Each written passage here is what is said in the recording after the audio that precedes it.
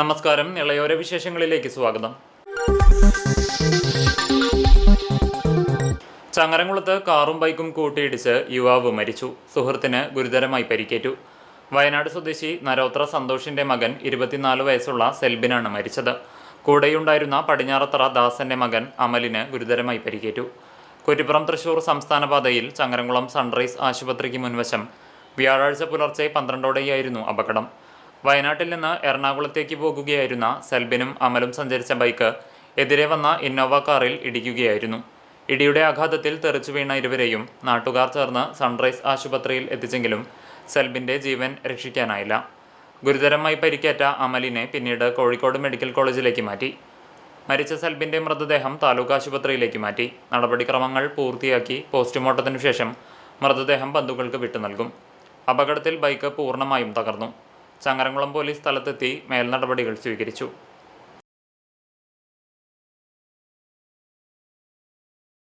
Chalissery Pattambi road നവീകരണം പുരോഗമിക്കുന്ന ഭാഗത്തെ യാത്രാ ദുരിതവും അപകട സാധ്യതയും താൽക്കാലികമായി പരിഹരിക്കാൻ കുഴികൾ നികത്തുന്ന പ്രവൃത്തികൾ ആരംഭിച്ചു. റോഡിലെ അപകട സാധ്യതയും യാത്രാ ദുരിതവുമായി ബന്ധപ്പെട്ട് CCTV കഴിഞ്ഞ ദിവസങ്ങളിൽ വാർത്തകൾ നൽകിയിരുന്നു. ഇതിനെ തുടർന്നാണ് നടപടി. വർഷങ്ങളായ അപകടങ്ങൾക്കും യാത്രാ ദുരിതങ്ങൾക്കും പേരുകേട്ട ചാലിശ്ശേരി പട്ടാമ്പി റോഡിന്റെ നവീകരണ പ്രവർത്തനങ്ങൾ ആരംഭിച്ചതോടെ പാതയിലൂടെയുള്ള വാഹനയാത്ര അതീവ അപകടം നിറഞ്ഞതായിരുന്നു. കൂറ്റനാട് വലിയ പള്ളിക്കും ന്യൂ ബസാർ സ്റ്റോപ്പിന് സമീപവും വരെയുള്ള ഭാഗത്താണ് ഏറ്റവും കൂടുതൽ അപകട സാധ്യത ഉണ്ടായിരുന്നത്. ഈ ഭാഗത്ത് നിരവധി ആഴത്തിലുള്ള കുഴികളും വെള്ളക്കെട്ടും രൂപപ്പെട്ടിരുന്നു. കുഴികളിൽ മഴവെള്ളം നിറയുന്നതോടെ കുഴിയേത് റോഡേതെന്ന് അറിയാത്ത സ്ഥിതിയിൽ വാഹനങ്ങൾ കടന്നു പോവുകയായിരുന്നു. സ്ഥലത്ത് പലതവണ വാഹനാപകടങ്ങളുമുണ്ടായി. പ്രദേശത്തെ അപകട സാധ്യതയും ബസ്സുകളുടെ സമയനഷ്ടവുമെല്ലാം കാണിച്ച് CCTV കഴിഞ്ഞ ദിവസങ്ങളിലെല്ലാം നിരവധി വാർത്തകൾ നൽകിയിരുന്നു. ഇതിനെ തുടർന്നാണ് താൽക്കാലികമായി റോഡിലെ കുഴികൾ അടയ്ക്കുവാനും ചെളിക്കെട്ട് പരിഹരിക്കാനും നടപടികൾ ആരംഭിച്ചത്. നിലവിൽ കുഴികളിലും വെള്ളക്കെട്ട് നിറഞ്ഞ പ്രദേശങ്ങളിലും പാറപ്പൊടിയും മെറ്റലും അടങ്ങിയ മിശ്രിതം ഇട്ട ശേഷം പാത നിരപ്പാക്കുന്ന പ്രവർത്തികൾ പുരോഗമിക്കുകയാണ്. ഇത് പൂർത്തിയാകുന്നതോടെ റോഡിലെ അപകടാവസ്ഥയ്ക്ക് താൽക്കാലിക പരിഹാരമാകും. റീബിൽഡ് കേരള ഇനീഷ്യേറ്റീവ് പദ്ധതിയിൽ 61.79 കോടി രൂപ ചെലവിൽ ചാലിശ്ശേരി തണത്തറ പാലം മുതൽ പട്ടാമ്പി തൃത്താല റോഡ് ജംഗ്ഷൻ വരെയുള്ള 14 കിലോമീറ്റർ ദൂരമാണ് BMBC നിലവാരത്തിൽ നവീകരിക്കുക. റോഡിന്റെ ഇരുവശങ്ങളിലും അഴുക്കുചാൽ നിർമ്മാണം, കലുങ്കുകളുടെ നവീകരണം, വീതി കൂട്ടൽ, അഴുക്കുചാൽ സംവിധാനം, ബേസ് ബാഗൽ, കാത്തിരിപ്പ് കേന്ദ്രങ്ങൾ എന്നിവയും പദ്ധതിയുടെ ഭാഗമാണ്. ചാലിശ്ശേരി പട്ടാമ്പി റോഡ് നവീകരണം മന്ദഗതിയിലായതോടെ ദുരിതത്തിലായി കൂറ്റനാട് ശുഹദാ മഖാം കേന്ദ്ര ജുമാ മസ്ജിദിലേക്കെത്തുന്ന വിശ്വാസികളും പള്ളി ഭാരവാഹികളും.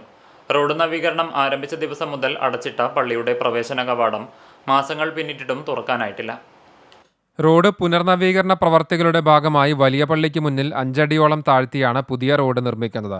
റോഡിൽ മണ്ണുമാന്തി താഴ്ത്തിയതോടെ മണ്ണിനടിയിലൂടെ കടന്നുപോകുന്ന ഗുരുവായൂർ പാവർട്ടി ശുദ്ധജല വിതരണ പദ്ധതിയുടെ കുടിവെള്ള പൈപ്പുകളും പുറത്തു കണ്ടു തുടങ്ങി. ഇതോടെ ഈ പൈപ്പ് റോഡരികിലേക്ക് മാറ്റി സ്ഥാപിച്ച ശേഷം മാത്രമേ വലിയ പള്ളിക്ക് മുൻപിൽ നവീകരണ ജോലികൾ പുനരാരംഭിക്കാൻ സാധിക്കുകയുള്ളൂ എന്ന സ്ഥിതിയിലാണ്. എന്നാൽ മാസങ്ങൾ കഴിഞ്ഞിട്ടും പൈപ്പ് മാറ്റാനുള്ള നടപടികളൊന്നും ആരംഭിക്കാനുമായിട്ടില്ല.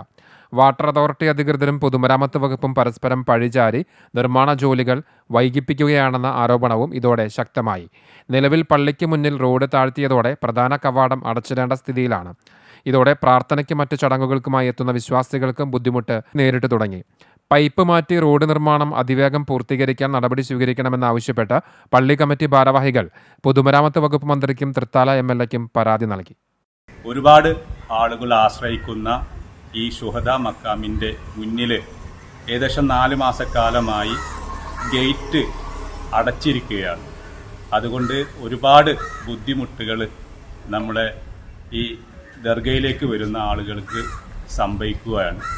അതിന് ഭാഗമായി സ്ഥലം MLAയ്ക്കും മന്ത്രിക്കൊക്കെ ഉൾപ്പെടെ വെർബലായും അല്ലാതെയും ഒക്കെ പരാതി സമർപ്പിക്കുകയുണ്ടായി. അവരെല്ലാം നമ്മളെ അറിയിച്ചിരിക്കുന്നത് ആ പൈപ്പ് അവിടെ നിന്ന് മാറ്റണം എന്നുള്ളതാണ്. അതിൻ്റെ മാറ്റേണ്ട ചുമതല വാട്ടർ അതോറിറ്റിക്കാണ് എന്നാണ് ഇതിൻ്റെ ഈ പണിയെടുത്ത KSTP എന്ന് പറയുന്ന സ്ഥാപനം പറയുന്നത്. അവർ മാറ്റിത്തന്നാലാണ് ഇനി നമുക്ക് ഇവിടേക്ക് ഗേറ്റ് തുറന്ന് തരികയുള്ളൂ എന്നുള്ള ഒരു ദയനീയ ഒരു അഭിപ്രായമാണ് നമ്മളുമായി പങ്കുവച്ചത്. പട്ടാമ്പി റെയിൽവേ സ്റ്റേഷൻ റോഡിന്റെ ശോചനീയാവസ്ഥയ്ക്ക് പരിഹാരമാകുന്നു. റോഡിന്റെ നവീകരണത്തിനായി നഗരസഭ 10 ലക്ഷം രൂപ വകയിരുത്തിയതായി നഗരസഭാ ചെയർമാൻ ടി.പി. ഷാജി അറിയിച്ചു. ഏറെക്കാലമായി തകർന്നു കിടക്കുകയാണ് ഈ റോഡ്. ഏറെക്കാലമായി തകർന്നു കിടക്കുകയായിരുന്ന പട്ടാമ്പി റെയിൽവേ സ്റ്റേഷൻ റോഡിന്റെ നവീകരണത്തിനാണ് നടപടികളാകുന്നത്. നഗരസഭ 10 ലക്ഷം രൂപയാണ് റോഡിന്റെ നവീകരണത്തിനായി നീക്കിവെച്ചതെന്ന് നഗരസഭാ ചെയർമാൻ ടി.പി. ഷാജി പറഞ്ഞു. റെയിൽവേ സ്റ്റേഷനിലേക്കുള്ള 100 മീറ്ററോളം വരുന്ന റോഡാണ് പാടെ തകർന്നു കിടക്കുന്നത്. ഇതിന്റെ നവീകരണത്തിനായാണ് ഇപ്പോൾ നഗരസഭ 10 ലക്ഷം രൂപ വകയിരുത്തിയിട്ടുള്ളത്. പദ്ധതിയുടെ സമഗ്ര നിർദ്ദേശം ജില്ലാ ആസൂത്രണ സമിതിയുടെ അംഗീകാരത്തിനായി സമർപ്പിച്ചിട്ടുണ്ട്. DPC അംഗീകാരം ലഭിക്കുന്ന മുറയ്ക്ക് ടെൻഡർ നടപടികൾ പൂർത്തിയാക്കി നിർമ്മാണ പ്രവൃത്തികൾ വേഗത്തിലാക്കാനാണ് തീരുമാനമെന്നും നഗരസഭാ ചെയർമാൻ ടി.പി. ഷാജി വ്യക്തമാക്കി. പട്ടാമ്പി റെയിൽവേ സ്റ്റേഷൻ പട്ടാമ്പിയുടെയും പരിസര പ്രദേശങ്ങളിലെയും ആയിരക്കണക്കിന് സാധാരണക്കാരായ ആളുകൾ ഉപയോഗിക്കുന്നതാണ്. റെയിൽവേ സ്റ്റേഷനിലേക്കുള്ള റോഡ് വർഷങ്ങളായി തകർച്ചയിലാണ്. ഗതാഗത യോഗ്യമല്ലാതെ കിടക്കുന്ന റോഡാണ്. അത് റെയിൽവേയുടെ റോഡ് ആയതുകൊണ്ട് തന്നെ റെയിൽവേ അതിന് ആവശ്യമായ ഫണ്ട് അനുവദിക്കണമെന്ന് പലതവണ നഗരസഭ ആവശ്യപ്പെട്ടതാണ്. എന്നാൽ കഴിഞ്ഞ ദിവസം ഈ റോഡ് മെയിൻ്റനൻസ് പൂർത്തീകരിക്കേണ്ട ഉത്തരവാദിത്തം നഗരസഭക്കാണ് എന്ന് അറിയിച്ചുകൊണ്ട് റെയിൽവേയിൽ നിന്ന് കത്ത് ലഭിച്ചതിൻ്റെ അടിസ്ഥാനത്തിൽ അതിൻ്റെ എസ്റ്റിമേറ്റ് എടുക്കുകയും 10 ലക്ഷം രൂപ അനുവദിക്കാൻ നഗരസഭ തീരുമാനിച്ചിട്ടുണ്ട്. 31-ാം തീയതി DPCയിൽ പദ്ധതി സമർപ്പിക്കുന്നുണ്ട്. അംഗീകാരം ലഭിച്ചാൽ ഉടൻ തന്നെ അതിൻ്റെ പ്രവൃത്തി ആരംഭിച്ച് മുന്നോട്ട് പോകുന്നതാണ്. രാസവള വിലവർദ്ധനവിനെതിരെ ഓങ്ങല്ലൂരിൽ കർഷക ധർണ. കർഷക സംഘം പട്ടാമ്പി ഏരിയ കമ്മിറ്റിയുടെ നേതൃത്വത്തിലായിരുന്നു കർഷക ധർണ നടത്തിയത്. രാസവള വിലവർദ്ധനവിനെതിരെയും വളങ്ങൾ ലഭിക്കുന്നതിനുള്ള സാങ്കേതിക പ്രശ്നങ്ങൾ പരിഹരിക്കണമെന്നും ആവശ്യപ്പെട്ടുകൊണ്ടാണ് കേരള കർഷക സംഘം പട്ടാമ്പി ഏരിയ കമ്മിറ്റിയുടെ നേതൃത്വത്തിൽ ഓങ്ങല്ലൂർ സെന്ററിൽ കർഷക ധർണ നടത്തിയത്. നെല്ല് സംഭരണത്തിലെ അപാകതകൾ പരിഹരിക്കണമെന്നും കർഷക സംഘം ആവശ്യപ്പെട്ടു. ധർണ കർഷക സംഘം ജില്ലാ വൈസ് പ്രസിഡന്റ് യു അജയകുമാർ ഉദ്ഘാടനം ചെയ്തു. ഇങ്ങനെ കർഷകരെ പരമാവധി ചൂഷണം ചെയ്യുക, പരമാവധി ദ്രോഹിക്കുക, മാനസികമായി കാർഷിക മേഖലയിൽ നിന്നും കർഷകരെ ഉന്മൂലനം ചെയ്യുക, ആ നയമാണ് ഇന്ത്യ ഗവൺമെന്റ് സ്വീകരിക്കുന്നത്. എന്തിനു വേണ്ടിയാണ്? അത് മറ്റൊന്നിനു വേണ്ടിയല്ല. നമുക്കറിയാം, അമേരിക്കയുമായി ബന്ധപ്പെട്ടുകൊണ്ടുള്ള കരാറുകള് ഈ കഴിഞ്ഞ 26-ാം തീയതി ട്രംപുമായി ഒരു കരാർ മോദി ഒപ്പിട്ടിട്ടുണ്ട്. എന്താ അതിൽ പറയുന്നത്? നിങ്ങൾ ഇങ്ങനെ ബുദ്ധിമുട്ടി കാർഷിക ഉൽപ്പന്നങ്ങൾ ഉൽപ്പാദിപ്പിക്കേണ്ടതില്ല, എല്ലാം ഞങ്ങൾ നിങ്ങൾക്ക് എത്തിച്ചു തരും. അതിന്റെ ഭാഗമായിക്കൊണ്ട് ഇറക്കുമതി തീരുവ പൂജ്യമാക്കുകയാണ്. ഇന്ത്യയിലേക്ക് ഇറക്കുമതി ചെയ്യുന്ന അമേരിക്കൻ ഉൽപ്പന്നങ്ങൾക്ക് നികുതിയില്ല. അതിന്റെ ഭാഗമായിക്കൊണ്ടോ വൻകിട കോർപ്പറേറ്റുകൾ നമുക്ക് ആവശ്യമായ ഭക്ഷ്യധാന്യം ഉൾപ്പെടെ അമേരിക്കയിൽ നിന്നും വൻകിട മുതലാളിത്ത രാജ്യങ്ങളിൽ നിന്നും ഇറക്കുമതി ചെയ്യുന്നു. നമ്മുടെ കാർഷിക മേഖല തകരുന്നു. കൃഷിക്കാർക്ക് കൃഷി ലാഭകരമാകണമെങ്കിൽ എന്തു വേണം? അവന് ആ കൃഷിഭൂമിയിൽ കൃഷി ചെയ്യാൻ ആവശ്യമായ ഭൗതിക സാഹചര്യം ഉണ്ടാകണം. വിത്ത് വേണം, വളം വേണം, കീടനാശിനി വേണം, ജലം വേണം, വൈദ്യുതി വേണം. ഇതെല്ലാം കേന്ദ്ര ഗവൺമെന്റ്, ഇന്ത്യ ഗവൺമെന്റ് ചെയ്യണം. അതിനാണ് ബജറ്റ് അവതരിപ്പിക്കുന്നത്. അതിനാണ് ബജറ്റിലൂടെ കാർഷിക മേഖലയ്ക്ക് ഫണ്ട് നീക്കിവെക്കുന്നത്. ഏരിയ പ്രസിഡന്റ് പി വിജയകുമാർ അധ്യക്ഷനായിരുന്നു. P V Ratheesh, K Murali, K V Gangadharan, K T Pushpalatha, N Ramakrishnan, K Ashokan, V V Dinesh, M P Vijayakumar തുടങ്ങിയവർ പങ്കെടുത്ത് സംസാരിച്ചു. ബേക്കേഴ്സ് അസോസിയേഷൻ പട്ടാമ്പി മണ്ഡലം കൺവെൻഷൻ സംഘടിപ്പിച്ചു. സംസ്ഥാന സെക്രട്ടറി നവീൻ കൺവെൻഷൻ ഉദ്ഘാടനം ചെയ്തു. പട്ടാമ്പി വെൽക്കം ടൂറിസ്റ്റ് ഹോമിൽ വെച്ചാണ് ബേക്കേഴ്സ് അസോസിയേഷന്റെ പട്ടാമ്പി മണ്ഡലം കൺവെൻഷൻ സംഘടിപ്പിച്ചത്. സംസ്ഥാന സെക്രട്ടറി നവീൻ കൺവെൻഷൻ ഉദ്ഘാടനം ചെയ്തു. ബന്ധപ്പെട്ടിട്ടുകൊണ്ടാണ് നമ്മൾ ഒരു ബിസിനസ് ചെയ്യുന്നത്. ഈ ഒരു റിസ്ക് ഉള്ളപ്പോൾ തന്നെ നമ്മളറിയാം, നമ്മളെ ഏറ്റവും ഇന്നത്തെ ലോകത്ത് ഏറ്റവും കൂടുതൽ വികാസം പ്രാപിച്ചുകൊണ്ടിരിക്കുന്ന ഒരു മേഖലയാണ് ഭക്ഷ്യ മേഖല എന്ന് പറയുന്നത്.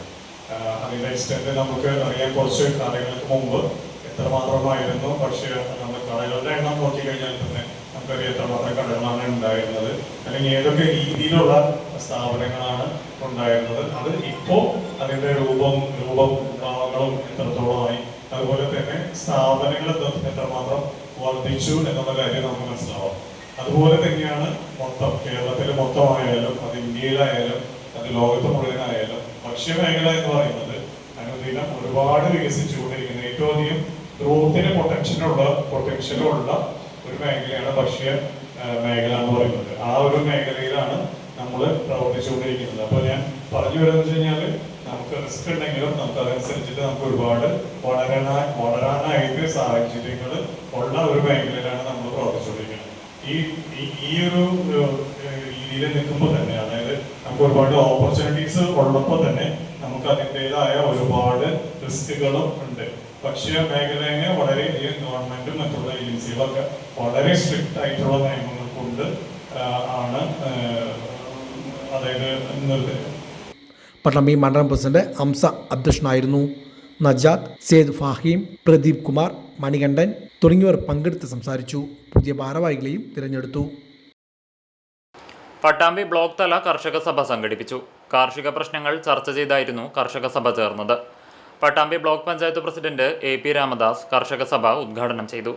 കേരള സർക്കാരിന്റെ കാർഷിക വികസന കർഷകക്ഷേമ വകുപ്പിന്റെ നേതൃത്വത്തിലാണ് പട്ടാമ്പി ബ്ലോക്ക് തല കർഷക സഭ സംഘടിപ്പിച്ചത്. Block panchayat president AP Ramadas കർഷക സഭ ഉദ്ഘാടനം ചെയ്തു. ഈ നെൽകൃഷി ചെയ്തു വരുന്ന നിരവധി പ്രദേശങ്ങൾ നമുക്കുണ്ട്. ഗ്രാമപഞ്ചായത്തിൽ നിന്ന് ഗ്രാമങ്ങളിൽ ഇറങ്ങി ചെന്നാൽ പണ്ടത്തെ പോലെ തന്നെ വ്യാപകമായ നെൽകൃഷി ഇല്ലെങ്കിലും ഇന്ന് ബഹുഭൂരിപക്ഷം പ്രദേശങ്ങളും നെൽകൃഷി നിലനിൽക്കുന്നുണ്ട്.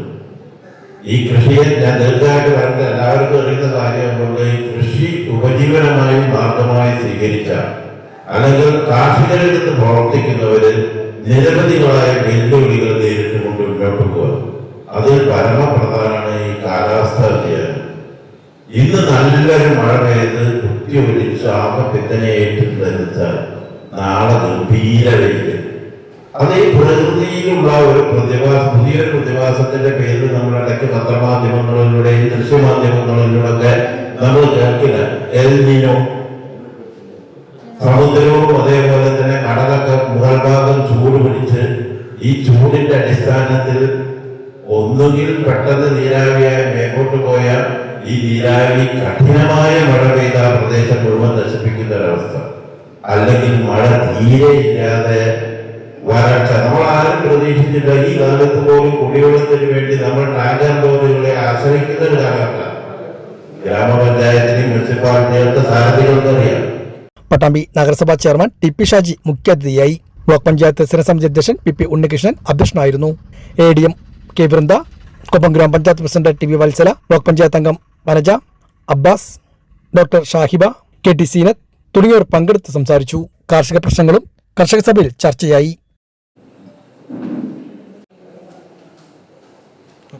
കേരള കർഷക സംഘം തൃത്താല ഏരിയ കമ്മിറ്റിയുടെ നേതൃത്വത്തിൽ കൂറ്റനാട് പോസ്റ്റ് ഓഫീസിലേക്ക് പ്രതിഷേധ മാർച്ച് നടത്തി.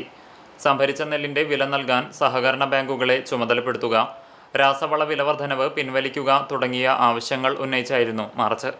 പ്രതിഷേധ മാർച്ച് കർഷക സംഘം ജില്ലാ എക്സിക്യൂട്ടീവ് അംഗം A കൃഷ്ണകുമാർ ഉദ്ഘാടനം ചെയ്തു. Thrithala area president KA Shamsu അധ്യക്ഷനായി. Area secretary PK Balachandran, area treasurer VP Rajan എന്നിവർ സംസാരിച്ചു.